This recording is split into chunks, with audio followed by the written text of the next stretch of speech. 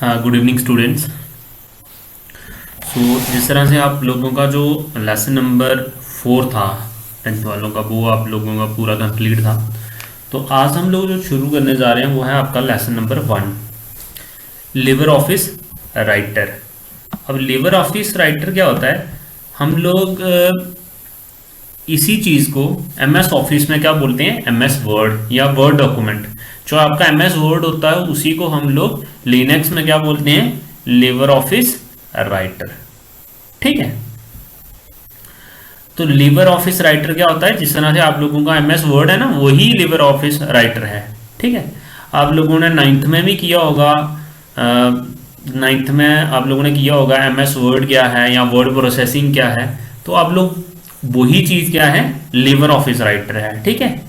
सिर्फ दोनों में क्या डिफरेंस क्या है? दोनों में सिर्फ इतना डिफरेंस है कि एक का ऑपरेटिंग सिस्टम जो होगा वो विंडोज़ होगा और दूसरे का ऑपरेटिंग सिस्टम क्या होता है? लिनक्स होगा। ठीक है। तो होता क्या है लिबर ऑफिस राइटर? देखो बच्चे, बड़ी ध्यान से देखना है इसको। कोई भी इंफॉर्मेशन, जैसे आपकी बुक है, ठीक है, आपकी जो बुक है जो आप लोगों बैग्स में डाल के लेते हो, या आप लोगों की हार्ड कॉपी बुक की, कोई भी बुक, मैथ की बुक होगी, साइंस की बुक होगी, आईटी की बुक होगी, उसी को जब हम लोग इस फॉर्म में लिख दें जो अभी आप लोग फॉर्म देख रहे हो, मतलब कोई डॉक्यूमेंट जिसका बना लें, जो हम लोग किसमें बनाए वो डॉक्यूमेंट, कंप्यूटर में कोई डॉक्यूमेंट बना लें, उसको हम लोग क्या बोलेंगे? Digital document. उसको क्या बोलेंगे हम लोग? Digital document. ठीक है। अब मैं सबसे पहले आप लोगों को वर्ड प्रोसेसिंग के बारे में ही बताऊंगा, क्योंकि आप लोगों ने ये पढ़ा हुआ है। तो वर्ड प्रोसेसिंग क्या होता है? वर्ड प्रोसेसर क्या होता है? हमारे पास एक प्रोग्राम होता है, एक हमारे पास एप्लीकेशन होती है, प्रोग्राम होता है, जो क्या करता है? Provides for input, editing, formatting and output of text. इस चीज़ को आप लोगों को याद रखना है। क्या कर सकते हैं उसमें? हम लोग कोई भी चीज़ लिख सकते हैं। ठीक है। कोई भी चीज़ उसमें हम लोग लिख सकते हैं, उसको एडिट कर सकते हैं, लिखने के बाद उसकी फॉर्मेटिंग को, उसके मतलब स्टाइल को चेंज कर सकते हैं, उसको बोल्ड कर सकते हैं, उसके साइज को, जो लिखा होगा हम लोगों ने उसके फॉन्ट के साइज को हम लोग बड़ा या छोटा कर सकते हैं। ठीक है। और इसमें कुछ और भी फीचर्स होते हैं। ठीक है। Early word processor was stand alone devices dedicated to the function word. Current word processor or word processor program running on general purpose computers. देखो बच्चे, पहले क्या होता था कि हम लोग जो वर्ड प्रोसेसिंग सॉफ्टवेयर यूज करते थे वो सिर्फ एक दो काम के लिए हम यूज करते थे, लेकिन अब क्या है? अब हम इनको या फिर पर्टिकुलर काम के लिए यूज किया जाता था। जैसे आपकी बुक्स हैं, ये बुक्स कहाँ कैसे बनती हैं? ये भी तो वर्ड प्रोसेसिंग में बनती हैं, ये भी तो लिबर ऑफिस में बनती हैं। ठीक है।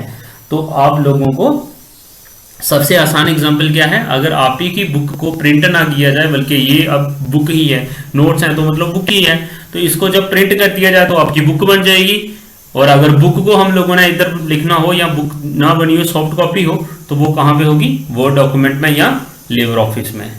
उसके बाद आता है हमारे पास इसके फीचर्स या एडवांटेजेस क्या क्या होते हैं। ठीक है। सबसे पहली चीज़ क्या है? हम लोग इसको एडिट कर सकते हैं। कोई भी चीज़ लिखी, अगर आपने बुक पे कोई चीज़ लिख ली, मान लो कॉपी पे मैंने कुछ लिख दिया, उसको आप एडिट कर पाओगे? उसको मिटाना पड़ेगा, है ना?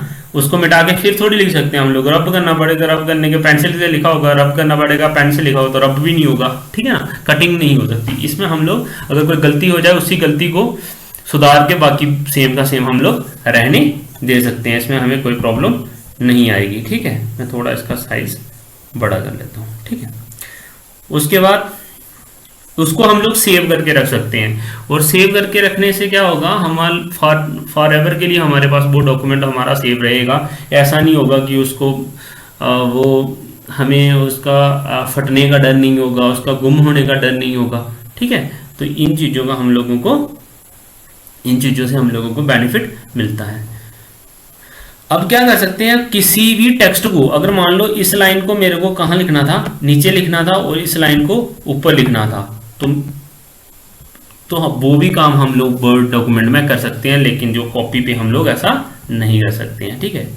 अब मान लो एक ही चीज़ को मेरे को क्या करना हो, डिफरेंट जगहों पे सेम चीज़ को ही लिखना हो, तो मेरे को क्या करना पड़ेगा? सिर्फ एक बार लिखना है, उसके बाद हम कॉपी करके उसको अलग अलग जगहों पे लिख सकते हैं। लेकिन वही काम अगर हम लोगों को कॉपी पे करना होगा वो हम नहीं कर पाएंगे। ठीक है, अब किसी भी डॉक्यूमेंट का हम लोग साइज चेंज कर सकते हैं, जो डॉक्यूमेंट का फॉन्ट होगा, मतलब जो चीज लिखी होगी, स्टाइल चेंज कर सकते हैं। ठीक है, और उसमें जो लिखा हुआ होगा उसको भी चेंज कर सकते हैं। ठीक है, हम लोग को पूरे के पूरे पैराग्राफ का अलग अलग स्टाइल चेंज कर सकते हैं। ठीक है, स्पेलिंग और ग्रामर भी चेक कर सकते हैं हम लोग ऑटोमेटिकली। कॉपी पे अगर हमारा स्पेलिंग में गलत हो गया तो गलत हो जाएगा। टेबल क्रिएट कर सकते हैं इसमें। ठीक है, और एक से ज्यादा डॉक्यूमेंट्स को भी हम लोग एक साथ कंबाइन भी कर सकते हैं। ठीक है, और इसमें कोई भी पिक्चर्स इंसर्ट कर सकते हैं हम लोग, ग्राफ इंसर्ट कर सकते हैं, स्पेशल शेप्स इंसर्ट कर सकते हैं। ठीक है, तो पेज नंबर भी हम लोग इसके ऊपर हेडर और फुटर में सिलेक्ट, वो हम आगे बढ़ेंगे। अच्छा, आप लोगों ने एक चीज का खास ध्यान रखना है, आप डाउट्स जो पूछते हो वो पूरे नोट्स देख के नहीं पूछने हैं। आप लोगों को डाउट्स किसके पूछने हैं, जो आप लोगों ने आज पढ़ा है उसी के रिलेटेड ही आप लोगों ने क्या करने हैं, डाउट्स पूछने हैं। तो आज का जो हमारा टॉपिक होगा वो यहीं तक रहेगा, कल हम लोग लिबर ऑफिस शुरू करेंगे।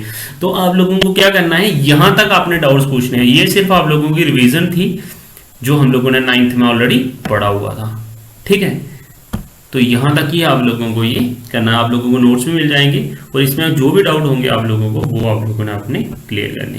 Thank you students, have a nice day.